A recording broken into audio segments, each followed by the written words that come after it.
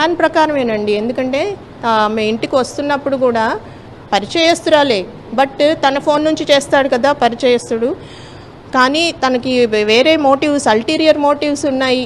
వేరే ప్లాన్తో రావడం వల్ల అపరిచితుడు ఫోన్ తీసుకొని ఆ నెంబర్ నుంచి ఫోన్ చేసి వస్తున్నానని చెప్పాడు. అంటే నేరం చేసిన తర్వాత కూడా తన గురించి డీటెయిల్స్, క్లూస్ రాకుండా ఉండడం కోసం ప్రతి ప్రికాషన్స్ తీసుకున్నాడని తెలుస్తుంది.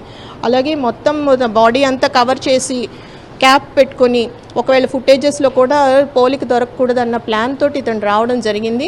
అలాగే హత్య చేసిన తర్వాత కూడా ఆ ఇంటి నుంచి వెళ్ళిపోతున్నప్పుడు సెవరల్ ఆటోస్ మారి railway station, Vizag railway station దగ్గరికి వెళ్ళిన తర్వాత పైన వేసుకున్న కోటు అండ్ క్యాప్ ఇవన్నీ తీసేసి కంప్లీట్గా వేరే డ్రెస్ తోటి మరలా బయటకు రావడం. దీంతో ఏంటంటే తనని ట్రాక్ చేయడం కష్టం అయ్యేలాగా అతను పక్క ప్లాన్ చేసుకొని మన తప్పించుకుందామని చూశాడు. కానీ 10 రోజుల్లో అవిరామంగా కృషి చేసి 10 క్రైమ్ టీమ్స్ ఈ రోజుకి అతన్ని పట్టుకోవడం జరిగింది. ఈరోజు రిమాండ్కి కూడా తరలిస్తున్నాం.